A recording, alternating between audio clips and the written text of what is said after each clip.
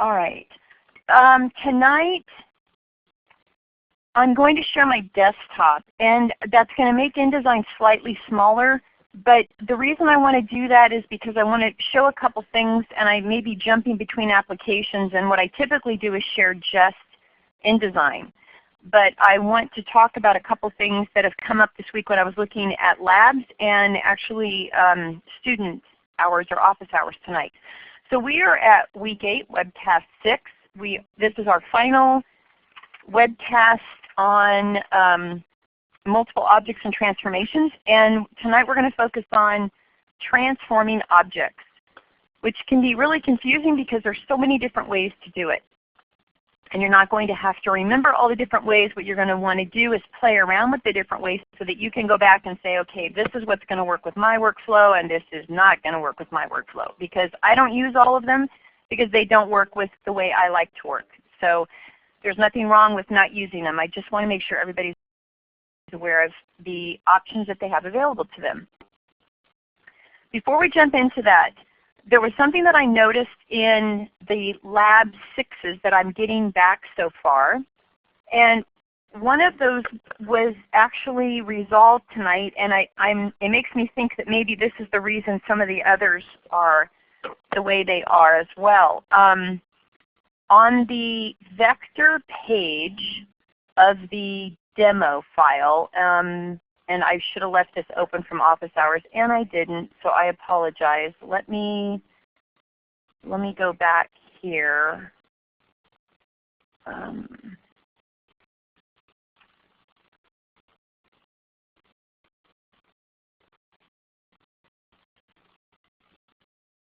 No, that's not the one, sorry. I wonder if I can get it to open in 6. I want the vector page, so let me, so of course Illustrator doesn't like the resolution on my machine right now, so sorry, there's going to be a lot of reflowing until I can really nail this down here. Okay, what I was finding is that even though you were submitting PDF files to me, the vector part of the image was jagged instead of nice and smooth. Now even if a vector image is jagged on your view of your InCopy file, it should still be smooth when you export that out to PDF. And what we found out is that some of the sites are offering vector images, but when you download them, they're actually vector images that have been converted to a rasterized format, whether that's a TIFF, a GIF, a JPEG, or a PNG. So one way to check this is if you were in a file and you click on a vector image. Now we know for a fact, let me let this refresh.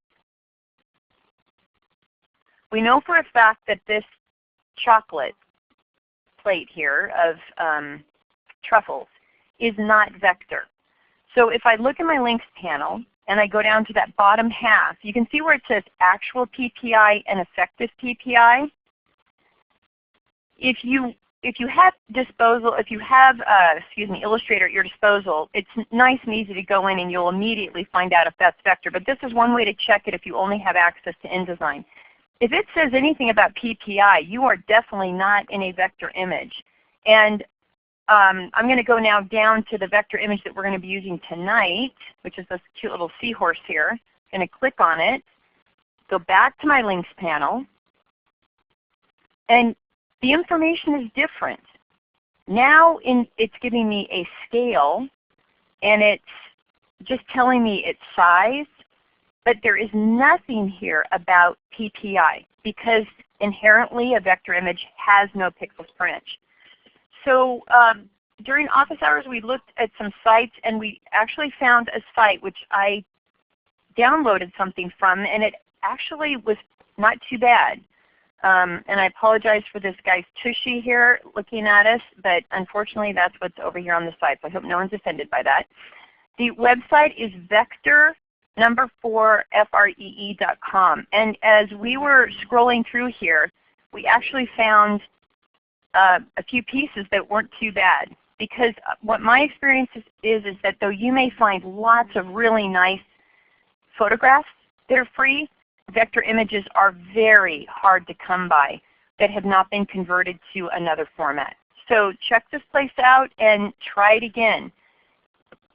The other thing I would do is anybody who is questioning whether their lab had a real vector image in it or not, and that would be anyone who in the PDF that you sent me had a jagged edge, I'd like you to go back to that InDesign lab. No one's going to be counted down for this, okay? I just want you guys to get some confirmation if you do see that your image is jagged in your PDF file.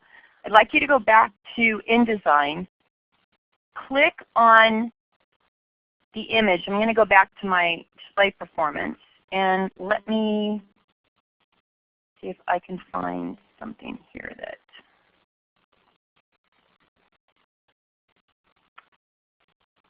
oh, where's my text wrap page? Hang on.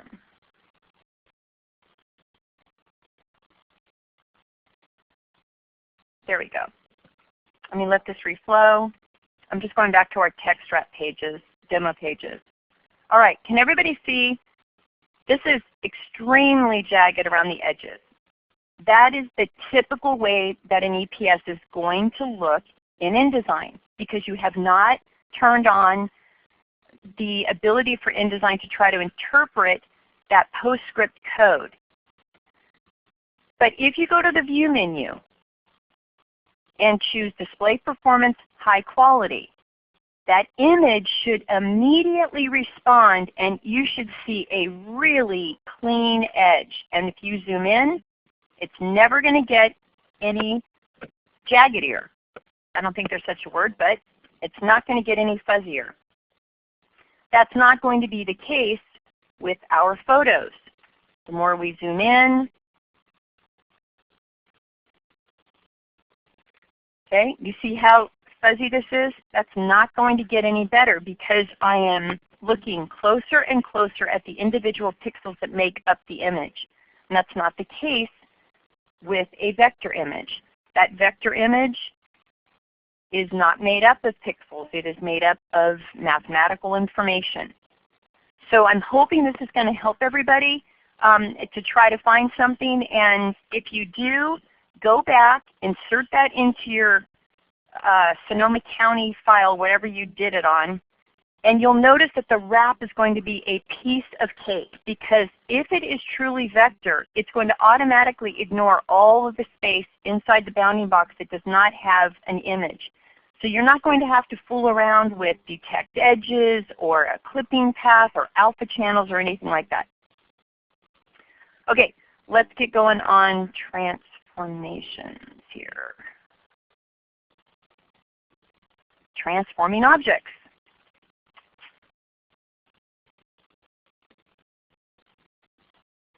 All right. There are four main transformations that, or three, I should say, transformations that happen in addition to just placing your original image.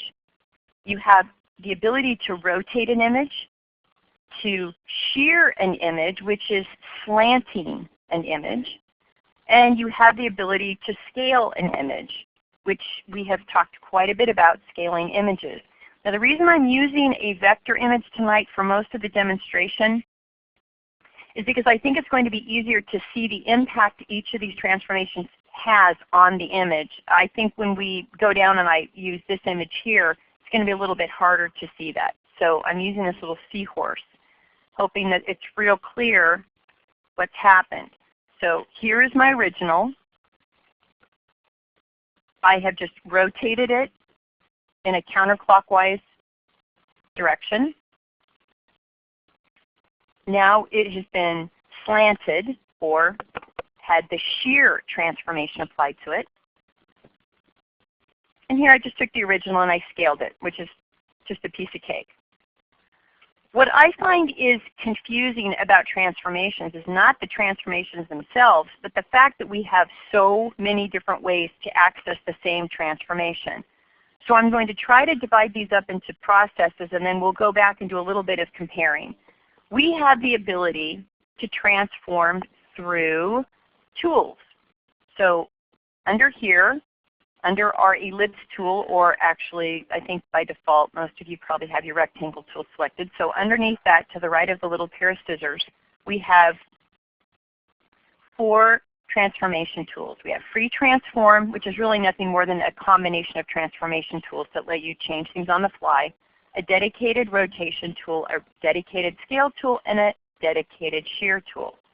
In addition to that, I have the ability to go to my object menu after selecting an image, and we usually always select this with the selection tool. You're going to get a different outcome if you try to access this with something else. I can go to my object menu, choose transform, and look at here. We have move, scale, rotate, and shear. I can also go to my control panel, and I have rotate. Not only do I have rotate 90 degrees to counterclockwise and clockwise, I have flip horizontal, flip vertically, but I also have a field that allows me to rotate, and I have a field that allows me to put in an exact number to shear. So that's 3. And then last but not least, I have a panel that is dedicated to transformation. This is under the Object and Layout menu item. Remember, all these panels will always be underneath your window. That's the home of all panels, even though you'll be able to access that command possibly on other menus. I always think of the window menu as kind of my home base for all my panels. And there's my transform panel, which I never use. It's just floated over here on my second monitor. And I have the ability to shear, to rotate, to scale, and your X, Y fields will always give you the opportunity to move something. Okay, so let's get going on making some of these transformations and see some of the fun, creative things you're going to be able to do with them. We're going to start with the tools. So I'm going to take my little seahorse here, make a copy of the seahorse by just Alt or Option dragging him out.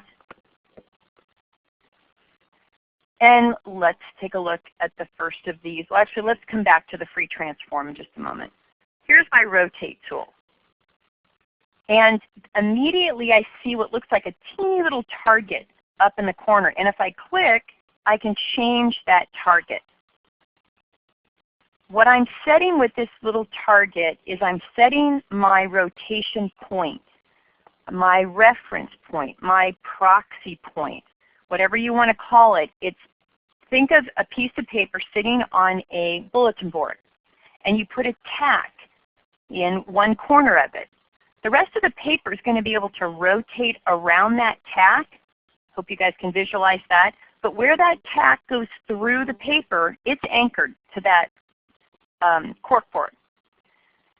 So that's exactly how this is going to behave. My first click positions the rotation point, and then as I drag,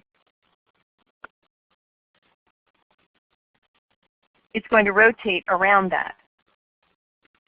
And in fact, using the rotation tool is really the only way you can customize your point of rotation outside of these anchor points and a center point.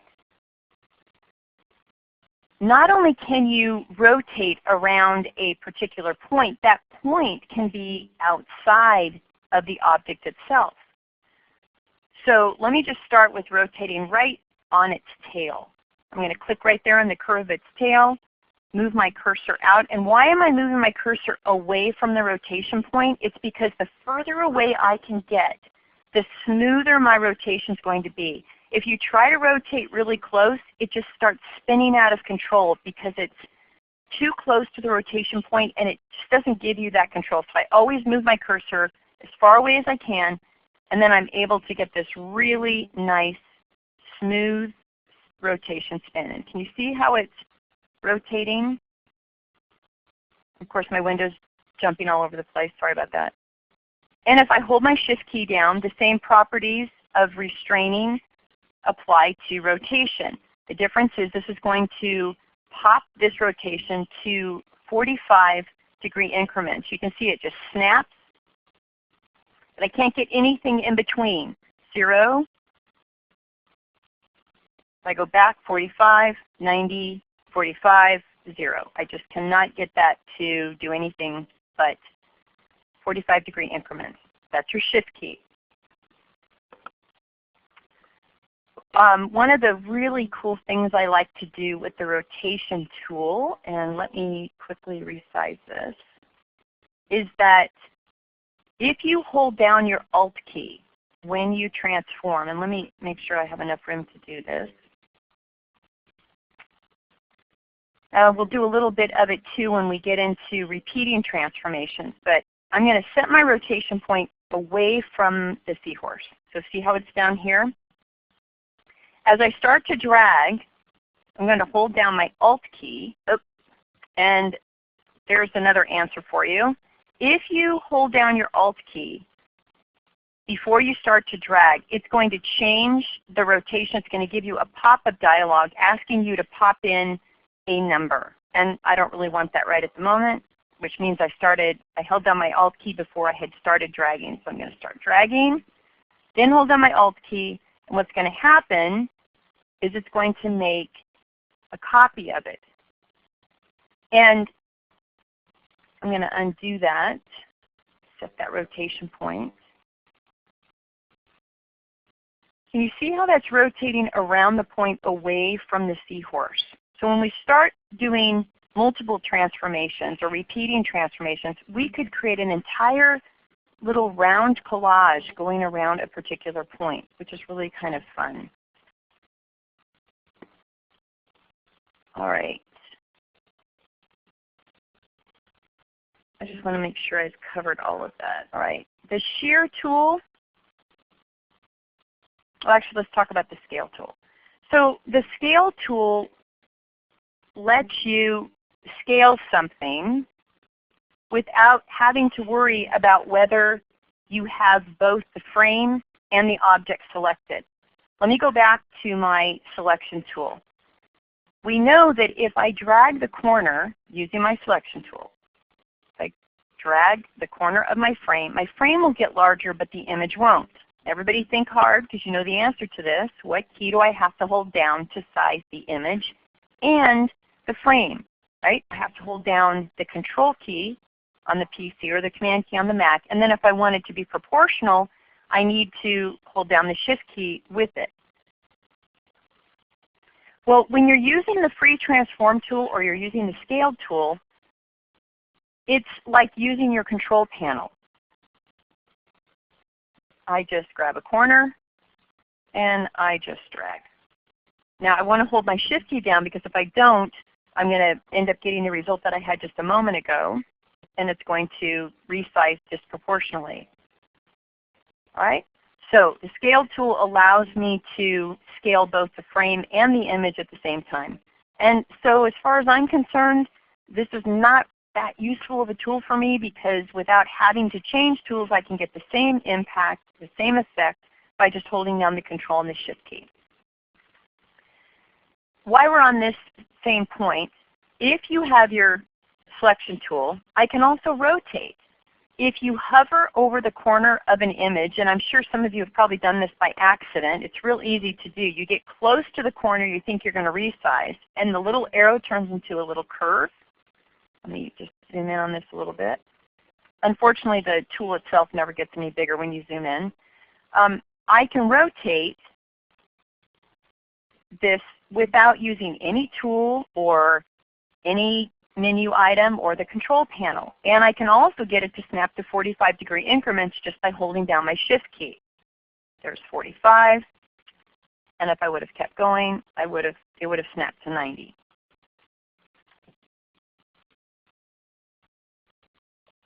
So again, the rotation tool for me is really all about having to have the ability to customize where that rotation point is going to be outside of just my little proxy points, which we're going to talk about in just a few moments.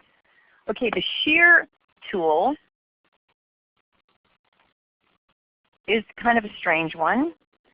You click on the tool and then you drag left or right, and it kind of swings it out and slants it. If I hold my Shift key down, it really doesn't keep me from, well, it keeps me from scaling it and shearing it, but it still is kind of a strange effect. Excuse me. There's only a few things I would use this for. It does add a little bit of dimensionality, but you really cannot get kind of a 3D effect using InDesign. We cannot get perspective using any tools that we have in InDesign. To get that, you're going to have to go into Illustrator, and there's all kinds of tools for that. Okay, let's go back to this now, this free transform tool, which is the first one. This tool is going to let you size. It's going to let you rotate. And it will even let you shear. But what you need to do to make the shear work is you hold down the Control key on the PC and the Command key on the Mac. So can you see I'm hovering over the bottom of the frame. I get a double arrowhead. At that point, I hold down my Control key, and as I drag, that's how I get the shear. So I'm still going to have to hold down a qualifier key or a reference key in order to get the shear to work with the free transform tool, but at least I'm able to use the same tool to do several different things. Again, I could probably count on both my hands the number of times that I have ever used any of these tools other than the rotate tool, just because I have so many other options available to me. Okay. Let's see if there's anything else. All right, menu commands and the control panel. If I want to use the control panel to make any of these transformations, I'm going to have to determine what the rotation point is ahead of time. I'm not going to be given the ability to click on a tack to pop that down and anchor it. Instead, my choices are one of these 9 points. And we've talked about this before in previous webcasts, where each one of these points relates to a point on the image. Top, left, bottom, right? 3 across the bottom, 1, 2, 3. 3 across the right, 1, 2, 3. Top, and then that center point. So if I want this to rotate around the center, I click on the center, proxy, or reference point. It just depends on how long you've been with InDesign, what you call that. And then I can go in here and say, all right, start rotating. And as it rotates, you can see that it's rotating around that center point. Now let me back that up. Now let me just get that back to 0. All right. I want this instead now, let's say, to rotate in the corner point. And to make this real obvious what's happening here, I'm going to draw a little circle around its corner. Let's fill this with something so everybody can see it. No stroke. Come on. There we go. All right. And let's just right here. All right. So this little maroon spot is over its upper right-hand corner, and that's what I'm going to select in my reference points.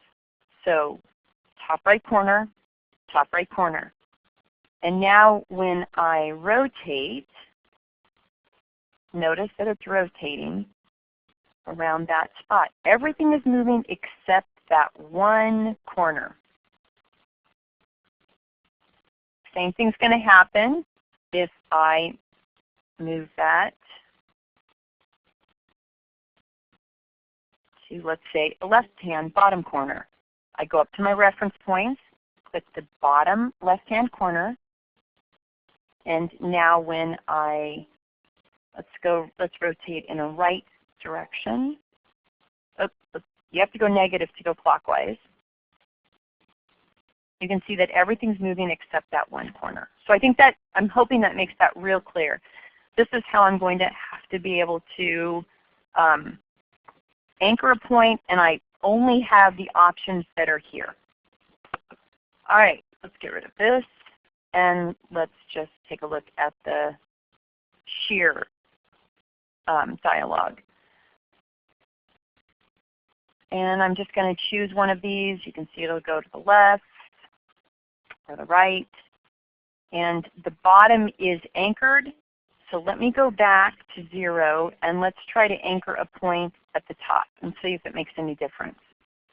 Go to the sheer field, and we can see now that the bottom is shifting right and left, depending on whether I use a positive or negative number, but this corner here is staying exactly where it was before.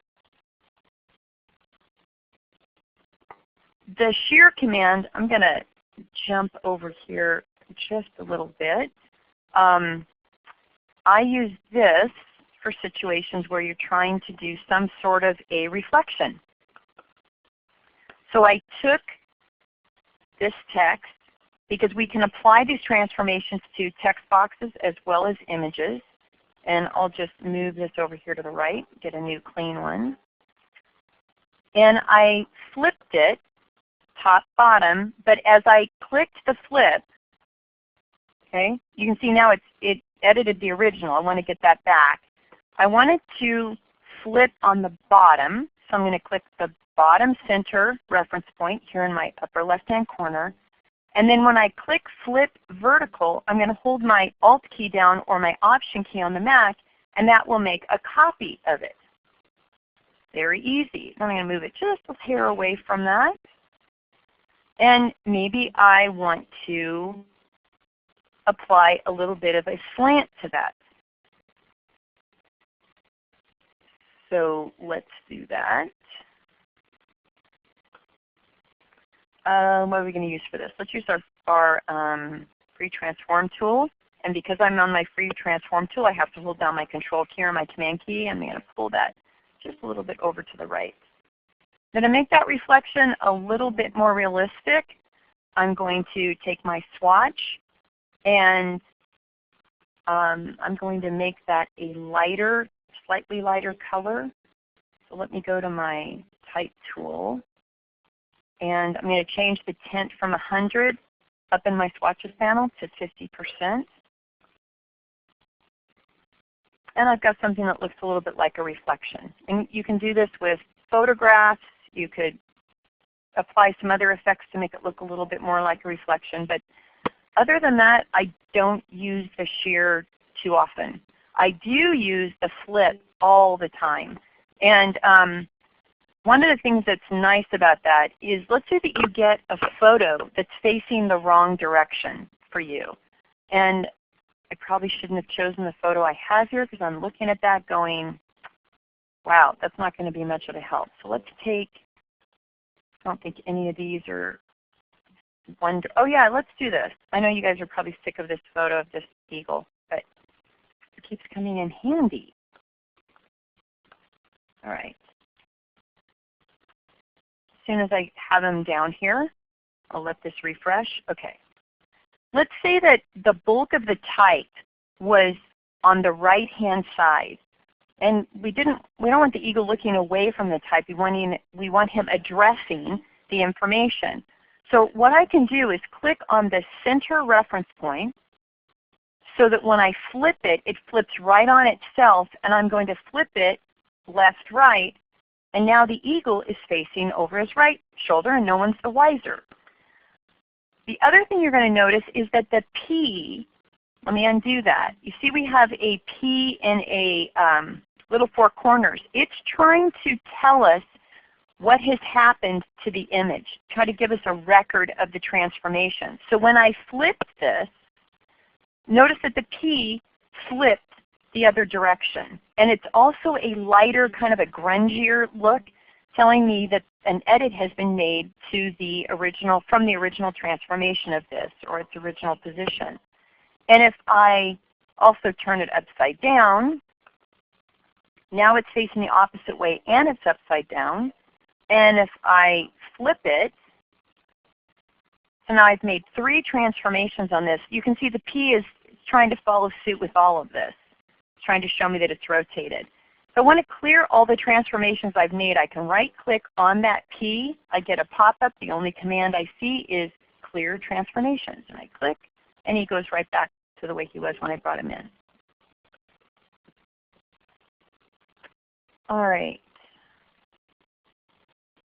Let's see. So we've done control panel.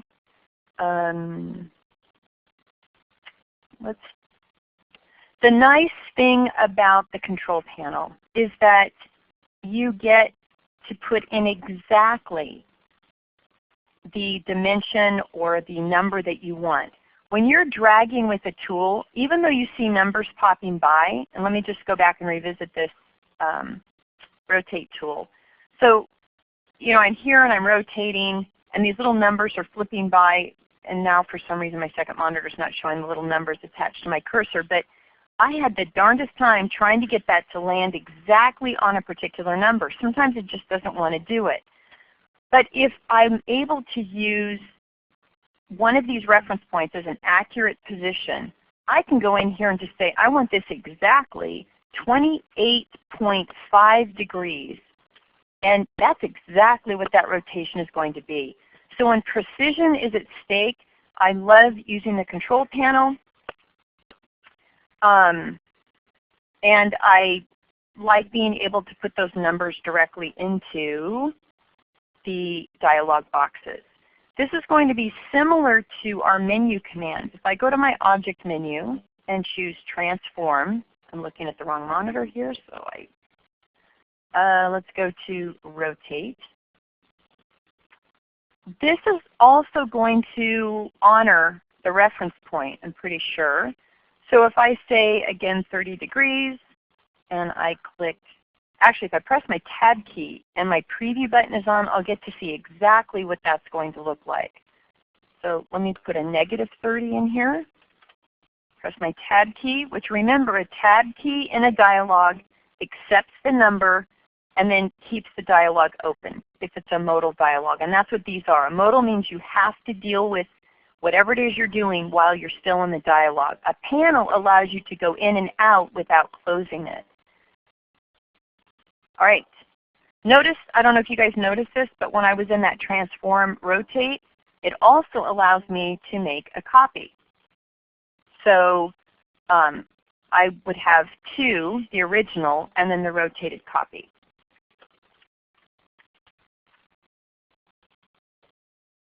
And let's just take a look at some of the other ones we have. So we have scale, which I'm not sure why anyone would use the scale command because I've got my scale right here.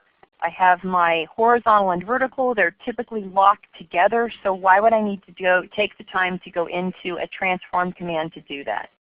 I do want to show you one added little thing about transforming using the scale command. So we've done this several times. If you want to change the scale of something, you just change the number. I'd say I want that to be 80%. When I press tab, it will also change the vertical to 80% because the two fields are locked together. And this is 80% of the original size. And yet, just like with raster images, it's telling me it's 100% because it always goes back to the current size. If I want to know what the original difference, the difference between the original I imported and then what I have reduced it to, I have to go into my direct selection tool, or I have to use my content grabber, which we can't see in the CCC confer. But anyway, this is showing me that it's 45.63480 something from the original. And if I put this back to 100%, you can see that it's much larger.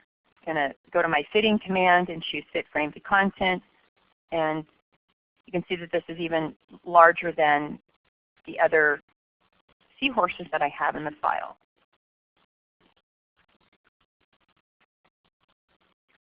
So that's kind of useless to me. Move, would I use move? Again, I have my X and Y coordinates available to me. So for me to use the distance, I would probably use it if I needed a particular angle. at the same time because I can add anything inside of my XY field. So let's say right now it's measuring this seahorse in this position. So let's say I want to move this over 3 picas, and I want to move it down 1 pica, so -1 p. And I'm going to make a copy of it. So it moved it.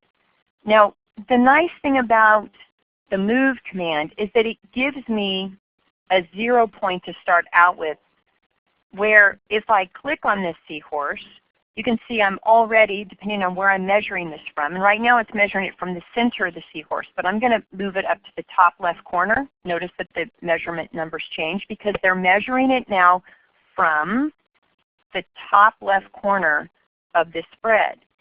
Well, if I want to move this over 3 picas, all I have to do is click to the right of the current number, type a plus sign, and then type whatever measurement. Let's say I want to move it over 1/2 inch. 0.5, I make a little inch mark, or I type IN, press my tab key, and my seahorse moves over 1/2 inch. It converted the inch measurement to picas, added the two together, and then gave me a final measurement result that is compatible with my preferred measurement system in my document. I don't know if you could ask for anything more than that. I just think that it is so cool. I wish my brain could do that. All right, let's keep going here.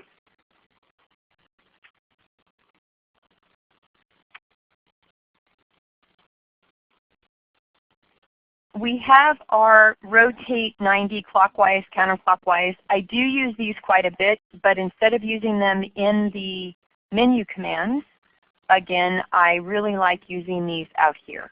So here's my counterclockwise 90, clockwise 90, and we've already seen the results of the flip horizontal and flip vertical. So as I said, many of these commands are going to be redundant, and you're just going to have to play around with them and decide what it is that you're interested in doing with the workflow that you have. Getting to a rasterized image. The one nice thing I would say about the scale tool, even though I never use it, or the free transform tool, is that if you keep forgetting to hold down the control or the shift key, it is really nice to be able to scale that and have it change the image size right along with the frame size. But for me, it's become so automatic to hold down those keys, I don't even think about it anymore. All right, so we have gone through our tools. We have gone through our menu items by going to the object menu, having a selected object and being able to go and choose one of the transform tools or to clear those transformations. We have now to talk about transform again. What does that mean? There are some really cool things that you can do with transform again. And I want to go through some of these because it can get a little bit confusing. If you have made a transformation, and I'm going to, let me get over here and zoom in a little bit here.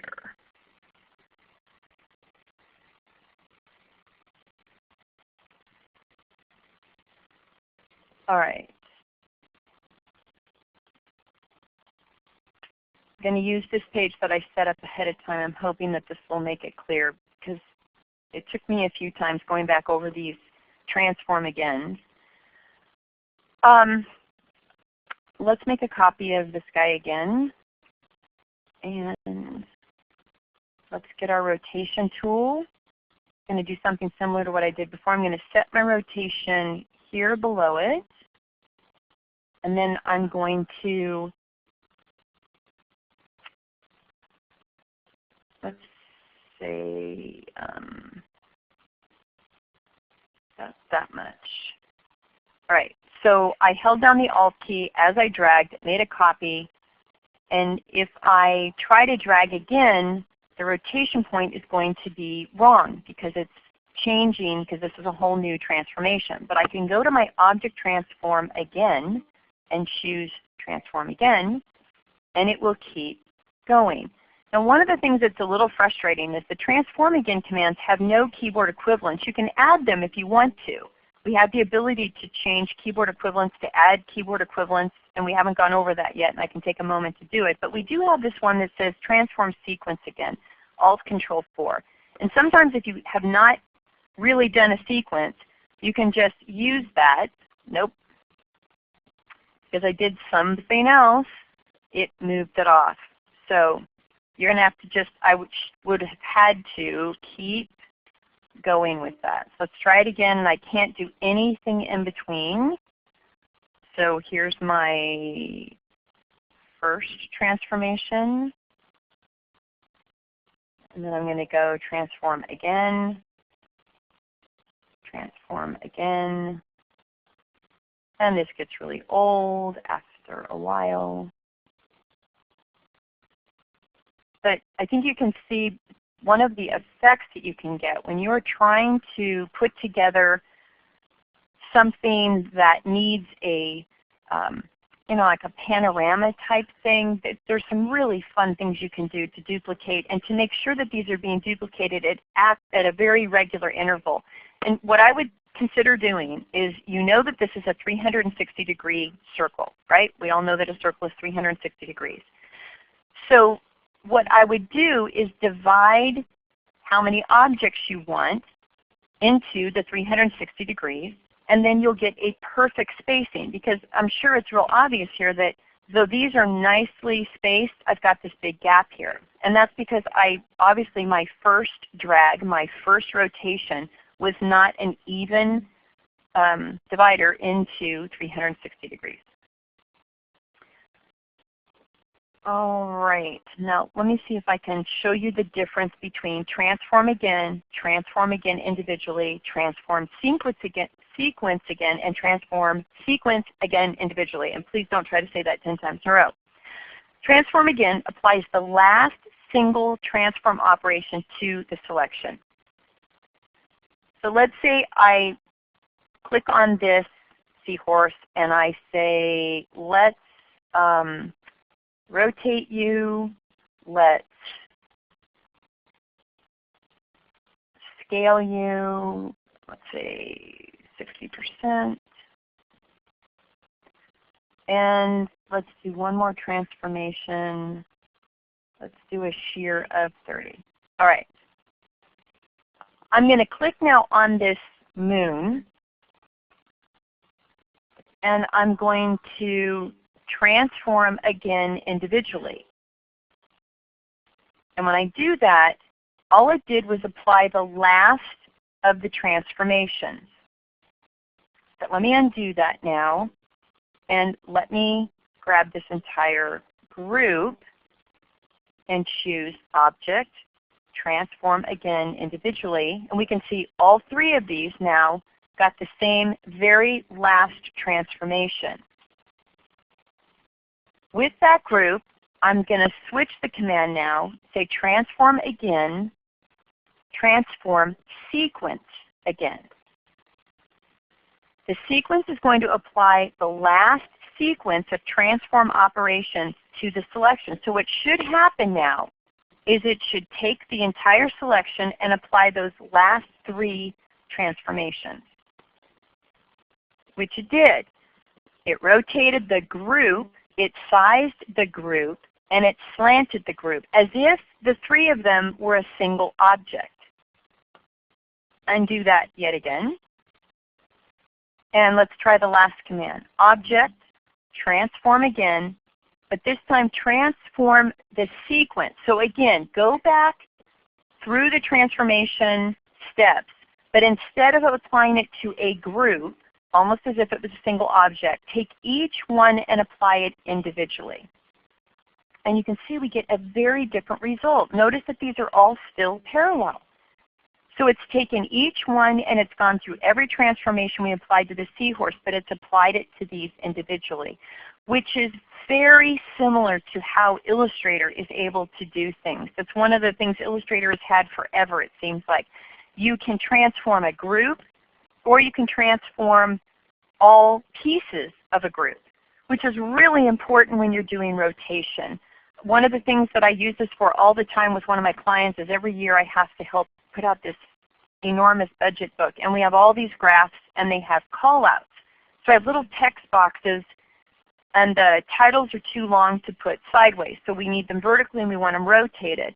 Well, I want to be able to highlight all of them. Let's just kind of imagine that each one of these is a call out going straight down. And maybe that's not easy to visualize. But I'll tell you, this is exactly where this comes in handy. Because I know I'm teaching you guys all this theoretical stuff, but I worry sometimes that I'm not getting the time to show you in a real world situation. All right. So I have some sort of an image here. Let me just drag this up here and let me just stretch it out. Okay. And I have 3 different callouts, let's say, that go down. So I want to select these 3, and I want them all to rotate 90 degrees. But I don't want them to rotate as a group 90 degrees. I want them to rotate each one individually 90 degrees. So that what I see then is more like this, right? But if I group them or I select them together as a group, then the whole thing is going to rotate. So if I say here and I say rotate now 90 degrees, oh, wrong way. You see how all 3 of them are going to rotate as a group? And that's not what I want. I want them to rotate individually. I'm not even sure if I can get that to happen. No, because I didn't use the transformation command to do it. So it's not going to even recall that. But this is a type of functionality that we get every day in Illustrator, and we'd really like to be able to apply this to InDesign. All right. If you are trying to record a series of transformations, and what I mean by recording it, it's just by default, the InDesign is keeping track of these, but you want to clear it. Like I said, you can go to the P once you've selected an image, and you can go in here and clear it, or I could go to my Object menu, Transform, and just choose Clear Transformations, and it will clear it from this image and most likely from its memory, so that you could start over in case you wanted to try to apply something over and over again. Another kind of real world reason why we would want some of these transformations is that, let's say a business card. You're going to create a series of business cards. Oh, and before I do that, sorry, one of the things I did not cover in enough detail is this transform panel. I know I talked about it just for a moment, but let's just, now that we've gone through all the commands, can you see where this is really just almost the exact same thing that I have sitting up here across my control panel? If you want this at the tip of your fingers and you want it over here docked, you go right ahead and do that. But if you're fine with the control panel, that's great too. One other thing I do want to show you, just because I don't think it's obvious. Let me copy this guy. And I'll slow this down as soon as I get a refresh here. All right. A lot of people don't realize that, let's say I want to resize this, but I know that the height of this seahorse has to be exactly 5 inches. Okay?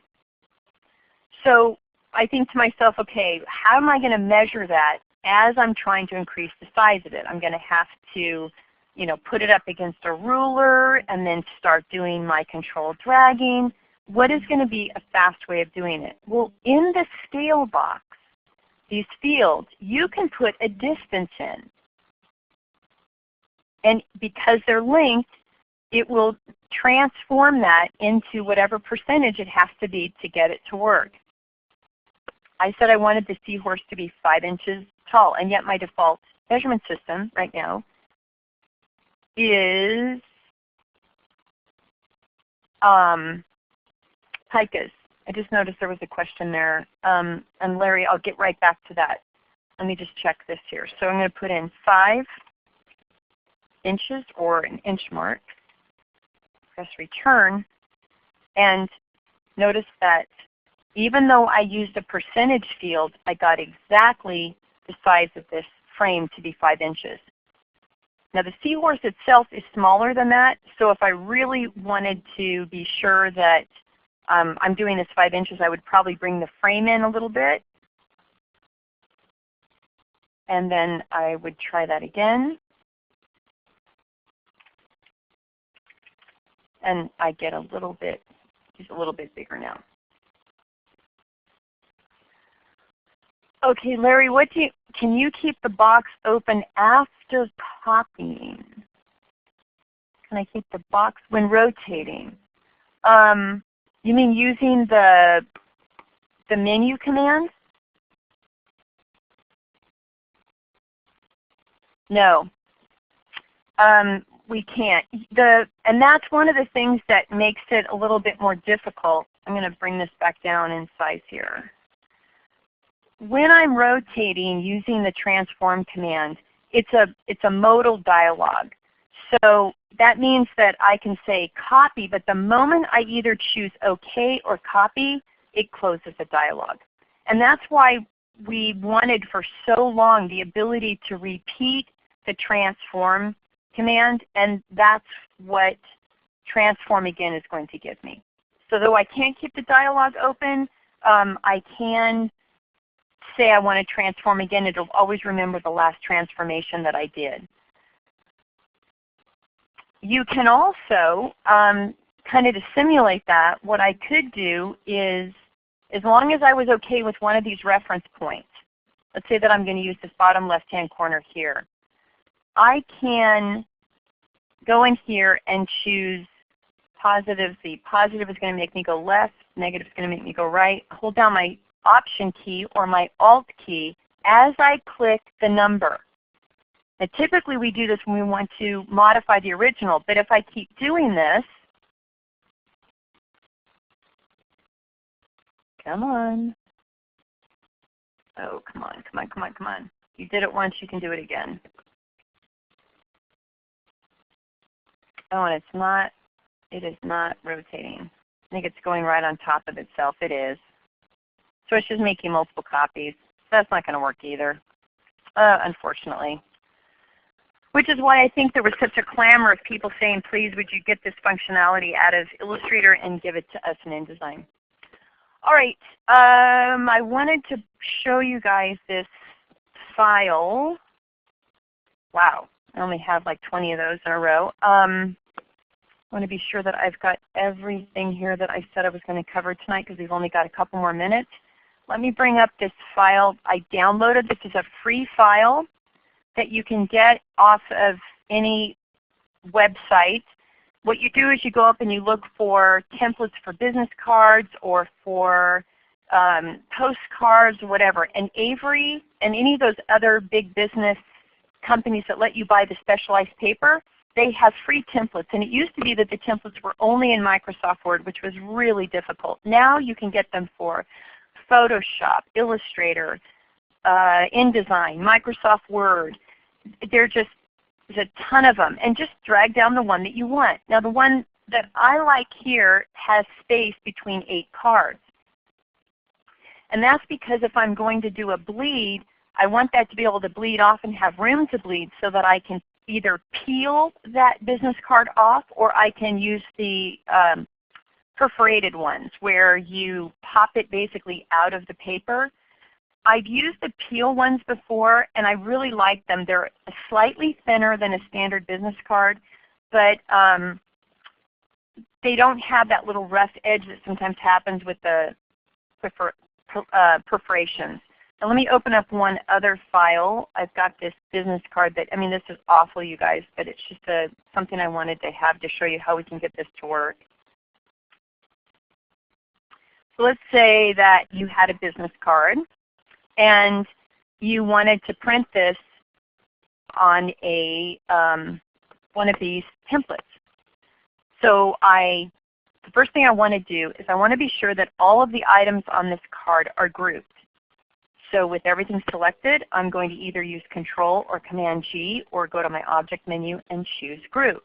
And I'm going to copy this group of items, go to my template, and do a paste. And then put it where I think it's going to look the best. And now I want to duplicate this. So this is where I can move items. I can use a lot of these transform commands that I've been talking about to get things just the way I want it, even if I wanted to try to build a brand new business card here. If I, let's see what would be the best way to do this. If I want to move this down, I want to be sure that the horizontal offset is 0. And I'm going to just keep increasing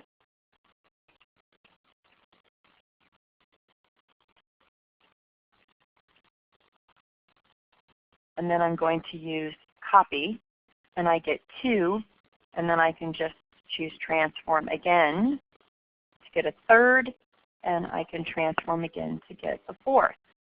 And then I can take these 4 and I can move them across to the right. Now just to be a little faster, I'm just going to Option or Alt to drag these. And I'd want to be really careful to be sure that I have accurately given the same amount of space around each one of these. I'm going to go back to this previous card because I may want something on the side over here. And I'm going to treat this template very different from how I would treat a template that I'm sending to a professional printer. I'm going to show you the difference there.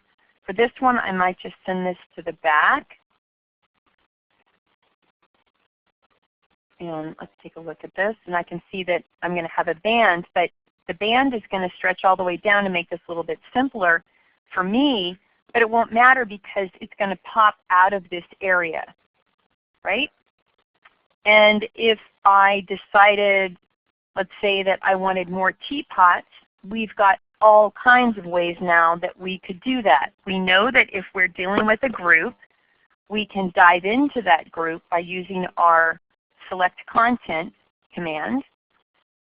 And now that I have this one teapot selected, I could use several of the transform commands, including the ones that we talked about in a previous webcast where I drag and I use the Alt key and the Shift key, and I use my up arrow to increase the number of teapots. Now in this case I did too many. I think I'd rather stick to just 3.